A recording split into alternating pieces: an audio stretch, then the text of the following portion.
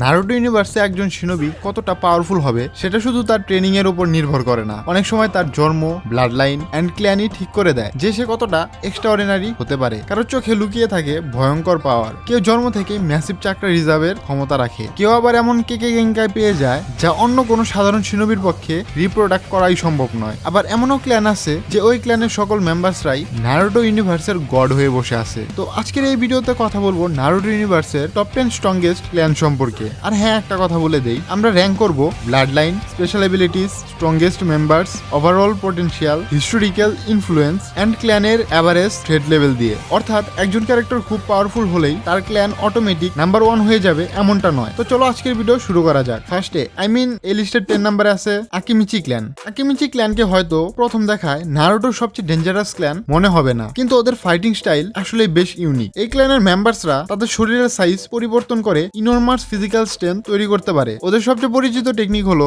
Multi size technique, partial multi size technique and human bullet tank. কিন্তু Akimichi ক্ল্যানের আসল পাওয়ার দেখা যায় যখন একজন মেম্বার তার শরীরের স্টোর এনার্জিকে চাকরাতে কনভার্ট করে। এর সবচেয়ে ফেমাস এক্সাম্পল হলো চোজি আকিমিচি। চোজির জার্নিটা ইন্টারেস্টিং ছিল, কারণ দেখো শুরুর দিকে চোজি নিজের ফিজিক্যাল অ্যাবিলিটি নিয়ে ইনসিকিউর ছিল, কিন্তু ভাই সময়ের সঙ্গে সঙ্গে ওর স্ট্রেংথ ড্রামাটিকলি ইনক্রিজ করে। আর চোজি ওর বাটারফ্লাই মোড পাওয়ার পর ওর ফিজিক্যাল পাওয়ার সম্পূর্ণ অন্য লেভেলে চলে যায়। ফরগেট ওয়ারে ও দেখিয়ে দেয় যে আকিমিচি ক্ল্যানের টেকনিক্স শুধু কমেডি বা সাপোর্ট অ্যাবিলিটির জন্য নয়, সঠিকভাবে ব্যবহার করলে এগুলো ব্যাটেলফিল্ডে ম্যাসিভ ইম্প্যাক্ট তৈরি করতে পারে। তবে সমস্যা হলো আকিমিচি ক্ল্যানের নন টপ ট্রির মেম্বার্সের সংখ্যা অন্য বড় ক্ল্যানের তুলনায় কম, তাই ওভারঅল ক্ল্যান পাওয়ারের বিবেচনায় ওদের ক্ল্যানকে আমি এই লিস্টের 10 নম্বরে রেখেছি। তো এরপর 9 নম্বরে আছে নারা ক্ল্যান।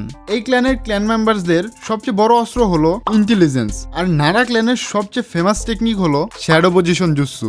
এই টেকনিক ব্যবহার করে ওরা ওদের অপোনেন্টের মুভমেন্ট কন্ট্রোল করতে পারে, কিন্তু এই ক্ল্যানকে ডেঞ্জারাস বানিয়ে দেয় শুধু ওদের জুৎসু নয়, সেটা হলো ওদের স্ট্র্যাটেজিক থিঙ্কিং। এর সবচেয়ে ভালো এক্সাম্পল হলো শিকামারু নারা। শিকামারু এমন একজন ফাইটার যে নিজের থেকে অনেক বেশি পাওয়ারফুল অপোনেন্টের বিরুদ্ধেও স্ট্র্যাটেজি ব্যবহার করে অনেক ইজিলি হারিয়ে দিতে পারে, যেটা আমরা শিকামারু ভার্সেস হিডানের ব্যাটেলেই দেখেছিলাম, যেখানে শিকামারু ওর স্ট্র্যাটেজি ব্যবহার করে হিডানের মতো অলমোস্ট ইমমর্টাল এক বান্দাকে অনেক ইজিলি হারিয়ে দিয়েছিল। এই ক্ল্যানের মেম্বার্সরা প্রথমে ব্যাটেলফিল্ডের এনভায়রনমেন্ট লক্ষ্য করে, তার সাথে অপোনেন্টের অ্যাবিলিটিও অ্যানালাইজ করে, তারপর এমন সিচুয়েশন তৈরি করে যেখানে এনিমি নিজের শক্তি তার বিরুদ্ধে ব্যবহার করতে বাধ্য হয়। এটা নারুটো ইউনিভার্সের খুব ভ্যালুয়েবল স্কিল। তবে নারা ক্ল্যানের একটা লিমিট আছে, ওদের র ডিস্ট্রিবিউট পাওয়ার খুব বেশি না, ওরা উচিহাদের মতো ম্যাসিভ পাওয়ারের সাথে অ্যাটাক করতে পারে না, কিন্তু হ্যাঁ ইন্টেলিজেন্স, প্ল্যানিং অ্যান্ড ব্যাটেলফিল্ড কন্ট্রোলের জন্য ওরা অবশ্যই ডেঞ্জারাস। তাই নারা ক্ল্যান 9 নাম্বার স্পট ডিজার্ভ করে। এরপর 8 নাম্বার আছে আবুরামে ক্ল্যান। আবুরামে ক্ল্যান নারুটোর সবচেয়ে আনইউজুয়াল ক্ল্যানগুলোর একটা, কারণ এদের ফাইটিং স্টাইল সরাসরি ইনসেক্টের উপর নির্ভর করে। আবুরামে ক্ল্যান মেম্বারসদের শরীরে এক বিশেষ ধরনের ইনসেক্ট থাকে যা ওদের চাকরা ব্যবহার করে বেঁচে থাকে, আর এর বিনিময়ে এই ক্ল্যানের শিনোবিরা ওদের ইনসেক্টগুলো দিয়ে বিভিন্ন ধরনের কাজ করে থাকে, মেনলি যেমন ট্র্যাকিং, অবজারভেশন, ডিফেন্স এক্সেট্রা। তাছাড়া এই ইনসেক্ট ব্যবহার করে ওরা নিজেদের অপোনেন্টের চাকরাও খেয়ে ফেলতে পারে। আবুরামে ক্ল্যানের সবচেয়ে পরিচিত মেম্বার হলো শিনো আবুরামে। শিনোর ফাইটিং স্টাইল খুব claim.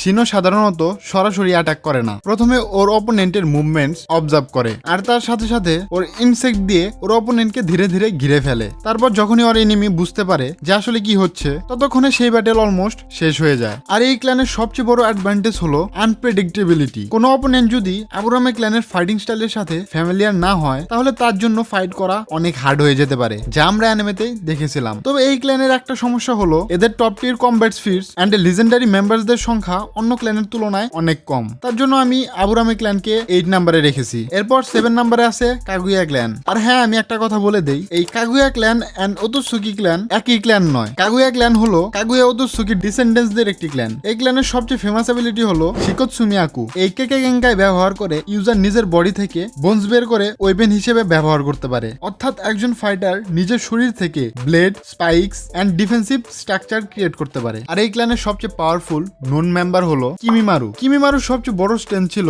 Or physical ability and বোন ম্যানিপুলেশনের কম্বিনেশন। ওর বোনস অত্যন্ত ডিউরেবল ছিল, যা দিয়ে ও অফেন্সিভ এন্ড ডিফেন্সিভ দুইভাবে ব্যবহার করতে পারত। আর সবচেয়ে ইন্টারেস্টিং বিষয় হলো কিমিমারু অনেক অসুস্থ থাকার পরও গারা এন্ড লিকে ওভার পাওয়ার করেছিল। এটা দেখেই বোঝা যায় কিমিমারু আসলে কতটা স্ট্রং ছিল। তবে আমরা এই ক্ল্যানের খুব বেশি পাওয়ারফুল মেম্বারসদের দেখিনি, তাই ব্লাড লাইনের অ্যাবিলিটি ডেঞ্জারাস হলেও ওদের ওভারঅল পাওয়ার লিমিটেড। এই কারণে আমি কাগুয়া ক্ল্যানকে 7 নাম্বারে রেখেছি। এরপর 6 নাম্বারে আছে সারুটোবি ক্ল্যান। সারুটোবি ক্ল্যানের সবচেয়ে বড় স্ট্রেংথ হলো ভার্সেটিলিটি অ্যান্ড ট্যালেন্ট। এই ক্ল্যানের সবচেয়ে ফেমাস মেম্বার অবশ্যই হিরোজেন সারুটোবি। হিরোজেনের রেপুটেশন এতটাই বড় ছিল যে ওকে প্রফেসর বলেও ডাকা হতো। হিরোজেন কোনোহা সকল জুৎসুই ইউজ করতে পারত, তার সাথে সাথে অল 5 ডিফারেন্ট চাকরা নেচারও মাস্টার করে রাখছিল। কিন্তু সারুটোবি ক্ল্যানে হিরোজেনের শুধু গুরুত্বপূর্ণ মেম্বার ছিল না, এই ক্ল্যান থেকে আসুমার মতো স্কিল শিনোবিও এসেছে। সারুটোবি ক্ল্যান কোনোহার হিস্ট্রিতে গুরুত্বপূর্ণ ভূমিকা রেখেছিল। তবে সারুটোবি ক্ল্যানের একটা বড় উইকনেস আছে, যেটা হলো ওদের কোনো উচিহাদের শারিঙ্গান বা হিয়োগাদের ব্যাকুগানের মতো সিগনেচার ব্লাড লাইন অ্যাবিলিটি নেই। অর্থাৎ এই ক্ল্যানের স্ট্রেংথ অনেকটাই ইন্ডিভিজুয়াল ট্যালেন্টের উপর নির্ভরশীল। তাই ওভারঅল ক্ল্যান পটেনশিয়াল বিচার করলে সারুটোবি ক্ল্যান 6 নাম্বার স্পট ডিজার্ভ করে। এরপর 5 নাম্বারে আছে হিয়োগা ক্ল্যান। হিয়োগা ক্ল্যানের সবচেয়ে ফেমাস ব্লাড লাইন অ্যাবিলিটি হলো ব্যাকুগান।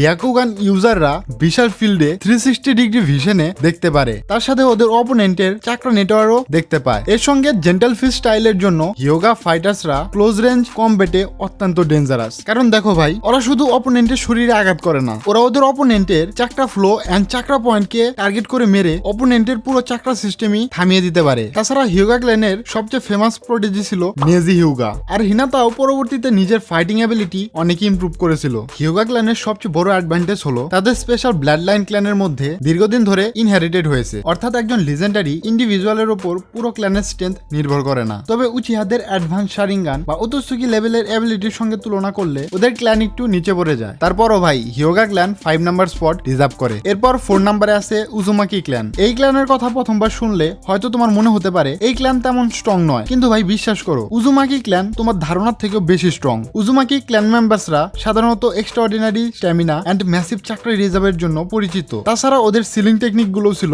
অত্যন্ত অ্যাডভান্স। এই ক্ল্যানের মেম্বারসদের মধ্য থেকে নারুটো আর বোরোটোর মতো স্ট্রংগেস্ট শিনোবি এসেছে দেখে তার জন্য উজুমাকি ক্ল্যানকে অন্য সকল ক্ল্যানের তুলনায় উপরে রাখা হয়নি। উজুমাকি ক্ল্যানের হিস্টোরিক্যাল সিলিং নলেজও ওদেরকে অন্য সবার চেয়ে আলাদা করে দেয়। ওদের অ্যাবিলিটি এমন ছিল যে ওরা ডেঞ্জারাস চাকরা এন্ড ইন্টিটি সিল করার মতো টেকনিকও ডেভেলপ করেছিল। ওদের ভাইটালিটিও ছিল এক্সট্রাঅর্ডিনারি। নারুটো উজুমাকি ক্ল্যানের ব্লাড লাইনের সাথে নিজের ট্রেনিং, কুরামা এন্ড সিক্স পাদের পাওয়ার যোগ করে লিটারালি গড লেভেলে পৌঁছে যায়। তাই ভাই ওভারঅল ক্ল্যান পটেনশিয়াল, চাকরা এন্ড সিলিং অ্যাবিলিটি বিবেচনা করলে no doubt Uzumaki clan 4 number spot reserve করে। এরপর 3rd নাম্বার আছে Senju clan. Senju and Uchiha এই দুই ক্ল্যানের রাইভেলি নারুটো হিস্ট্রির অন্যতম গুরুত্বপূর্ণ ঘটনা। সেনজু ক্ল্যান কোনো একক অ্যাবিলিটির উপর নির্ভরশীল ছিল না। এই ক্ল্যানের মেম্বার্সরা বিভিন্ন ধরনের নিনজুৎসু, টাইজুৎসু এন্ড ব্যাটলফিল্ড স্কিলে ওরা মাস্টার ছিল। এই ক্ল্যানের সবচেয়ে লিজেন্ডারি মেম্বার ছিল হাশিরামা সেনজু। হাশিরামাকে সবাই গড অফ দ্য শিনোবি বলে থাকতো। হাশিরামার উড রিলিজ ওকে লিটারালি আনবিটেবল বানিয়ে দেয়। হাশিরামার massive chakra and healing ability ওকে অলমোস্ট ব্যাটলফিল্ডে ইমর্টাল পর্যন্ত বানিয়ে দিত।